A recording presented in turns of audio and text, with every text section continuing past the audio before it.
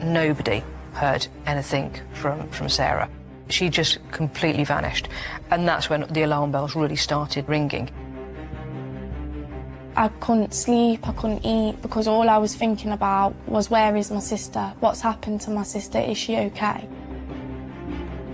Sarah hadn't been seen for a number of days, and this was investigated as a high-risk missing person. I knew then that it was very serious and Sarah was either hurt or dead. I received a phone call from the officers on the ground to say that they had located a body. On June 26, 2023, a dog walker stumbled upon something in a wooded area off the A617 near Chesterfield, 5 meters from the road, hidden, dumped, left to the elements for 6 days. It was Sarah Henshaw, a 31-year-old mother of 2 from Ilkeston, Derbyshire, and while her body had been lying there, in the cold, in the rain, alone in the dark, her phone had been sending messages to her friends, messages to her family. I'm fine, don't worry about me. Except Sarah hadn't sent a single one of them. The man who killed her was still walking around, still eating, still sleeping, still typing from a dead woman's phone, pretending she was alive, and for 6 days, it worked. This is the story of Sarah Henshaw, a woman who did everything right to get away from a dangerous man. And the one detail, a single key that he refused to give back.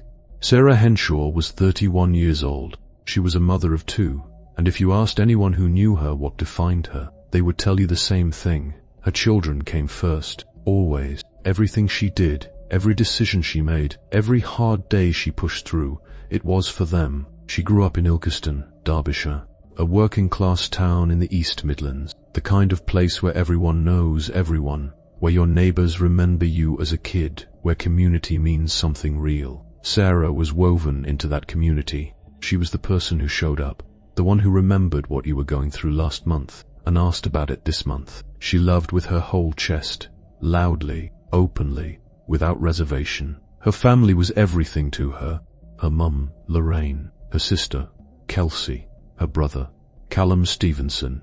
They were close in the way families get when they've been through things together, the kind of close where you don't need to explain yourself, where someone just knows. Callum in particular watched out for Sarah. He was the kind of brother who paid attention, who noticed things, who remembered details that other people let slide. He would need that later, because for almost a decade Sarah had been in a relationship that quietly consumed her life, a relationship that looked one way from the outside and felt completely different from the inside. His name was Darren Hall, 36 years old, a carpet fitter from the same area. He had been in and out of Sarah's life since they were young, and in court, that relationship would be described in one word: volatile. 10 years is a long time, long enough to know someone's habits, their moods, the way their voice changes when they're about to lose their temper. Long enough to build something real, and long enough to get so deep inside something unhealthy that the way out stops feeling obvious. Sarah and Darren had broken up and gotten back together more times than anyone around her could count.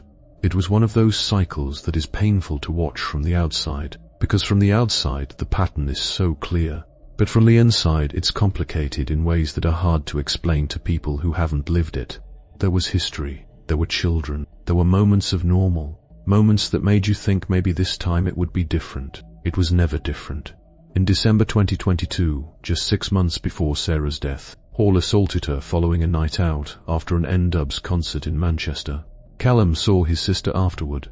He saw what Darren Hall had done to her, and he testified about it in court, standing in that witness box, telling a jury exactly what he had seen, so that they understood this was not a one-time incident. This was a pattern that had been building for years, and that Sarah had been living inside of, quietly, privately, in a way that most people around her never fully saw. By 2023, Sarah had made a decision. She was done. She ended the relationship. She took back her home on Norman Street, Ilkeston. She was done with the cycle, done with the chaos, done with Darren Hall. She was rebuilding for herself, for her children. There was just one problem. Darren Hall still had a key to her front door, and he refused to give it back. Think about what a key means. It's not just a piece of metal.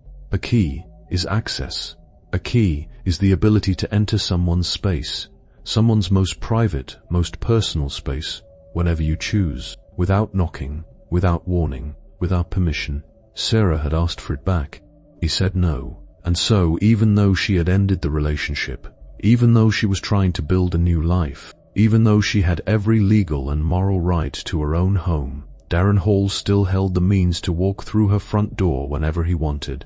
That detail, that one small physical object, is the detail that should make every person watching this feel deeply uncomfortable, because it represents something that victims of controlling relationships know all too well. The relationship was over. The control wasn't. You can end a relationship in a day. Dismantling the control that someone has built over years takes much longer, and sometimes, as in Sarah's case, the person refuses to let it go at all.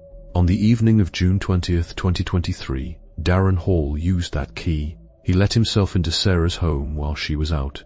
He was waiting inside when she came back. Sarah Henshaw was last seen alive at approximately 9 p.m. on June 20th, 2023. Earlier that evening she had been out, living her life, being herself. At some point that night she came home to Norman Street, and Darren Hall was inside. We don't know exactly what was said when Sarah walked through that door. We don't know the first word that was spoken, or who spoke it. We don't know how quickly it escalated. What we know is that a neighbor heard a loud bang from the property, the kind of sound that makes you stop, makes you listen, makes you stand still in your own kitchen for a moment, wondering. And then, the way neighbors do, the way most of us do, they convinced themselves it was probably nothing. It wasn't nothing. Inside that house on Norman Street, Sarah Henshaw was killed. The pathologist who would later examine her body noted bruising around her neck, consistent with strangulation, and the judge, weighing all the evidence presented in court, concluded what the elements had tried to hide. Sarah had been strangled. She was 31 years old. Her children were waiting for her to come home. She never did. What Darren Hall did in the hours and days that followed is the part of this case that is hardest to sit with, not because it's shocking in a dramatic way, but because it is so calculated, so cold, so deliberate. He didn't call 999. He didn't panic in any way that looked like remorse. He didn't sit with what he had done. He picked up Sarah's phone, and he started typing. Messages went out to her friends. Messages went out to her family. Casual, normal messages, the kind of things Sarah might send on any ordinary evening, designed carefully enough to make the people who loved her believe she was alive, that she was fine, that there was nothing to worry about. He was buying time, and he was good at it, because those messages worked. For days they worked. Then he gathered some of her belongings, her dressing gown, her slippers, and he threw them in a skip. Items that might have carried evidence. Gone, he thought. Police would later recover them.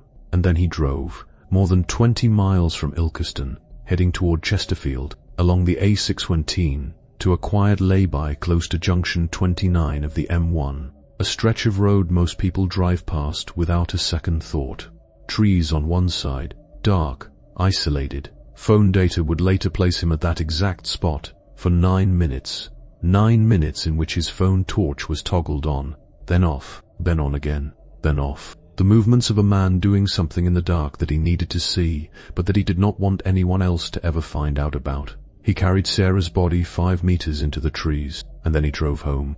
And then he kept sending messages from her phone. Let that land for a moment. While Sarah lay in those trees, alone, in the June dark, in the rain, Darren Hall was sitting somewhere warm, typing from her phone, pretending she was still alive. That is not panic. That is not grief. That is not a man who made a terrible mistake and didn't know what to do. That is premeditation wearing the mask of a normal Tuesday evening. For 6 days, Sarah's family didn't know. They were receiving messages they believed were from her. Lorraine, Kelsey, Callum, all of them reassured, all of them waiting for Sarah to show up properly, to call, to come round, to be herself. But something felt wrong. To be herself. The messages were slightly off. The tone wasn't quite right. Sarah always asked about the kids. It was one of the first things she'd say in any conversation. In these messages she wasn't asking. It was subtle. The kind of thing only people who really knew her would notice. But her family knew her. When they raised the alarm, police began their investigation.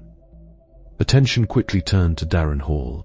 At this point, I'm placing you under arrest for murder. You don't have to say anything, so it may harm you, but it's not going to later on in court, and anything you do say might be giving evidence. The reason that you've been arrested, the necessity is so we can do a prompt and effective investigation and so we don't have any loss of evidence, okay? It's on suspicion of murder at the moment. On June 26, 2023, 6 days after Sarah was last seen alive, her body was found in the wooded area off the A6117, exactly where the phone data said Darren Hall had been, 5 meters from the road. 6 days in the open air, 6 days of rain and wind and time, which meant that when the pathologist examined Sarah, a precise medical cause of death could no longer be established with certainty. The elements had tried to take that away from her family, but the bruising on her neck remained, and it told its own story. When police questioned Darren Hall, he had a story ready. Actually, he had more than one. His first explanation for the loud bang the neighbor had heard was this: a pet dog had been having a fit. The noise, he said, was the dog, nothing more. A dog.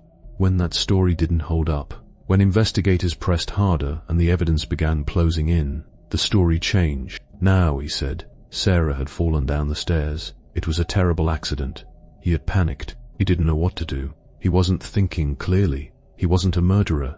He was just a frightened man who made bad decisions in a moment of crisis. That was the story Darren Hall took into Derby Crown Court, and that is the story the prosecution methodically destroyed. The trial at Derby Crown Court laid everything out piece by piece. There was no forensic evidence of a staircase fall. None.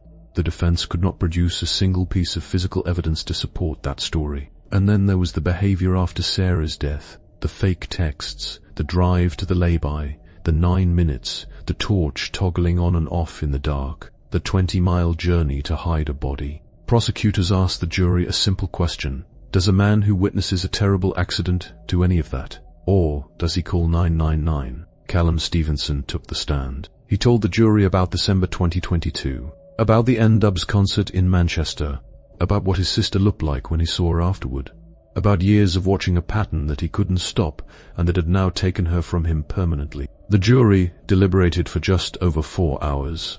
On December 15, 2023, Darren Hall was found guilty of murder. 4 days later, Mr. Justice Goss sentenced him to life in prison with a minimum term of 17 years. Sarah's family sat through every day of that trial. They listened to evidence about the messages sent from her phone while she lay in those trees. They heard about the lay-by, the 9 minutes, the torch going on and off in the dark. They heard Callum stand up in that courtroom and tell the world what his sister had lived through. They did all of that so that Sarah's story would be told with the truth it deserved. Sarah Henshaw had done everything right. She ended the relationship. She reclaimed her home. She was building something new, something safer, something that was hers. The one thing she could not control was a key she never got back. That key, that small, cold piece of metal, was the thing that undid every step she had taken towards safety. It gave Darren Hall access to a life that was no longer his, and he used it on the worst possible night, in the worst possible way. Her children are growing up without their mother. Lorraine lost her daughter. Kelsey lost her sister. Callum lost the person he spent years trying to protect. Darren Hall will spend at least 17 years in prison. Sarah Henshaw spent 31 years on this earth, loving her family, raising her children, fighting for a life that felt safe and whole. The torch went on and off in the dark for 9 minutes, and Sarah deserves so much more than that ending.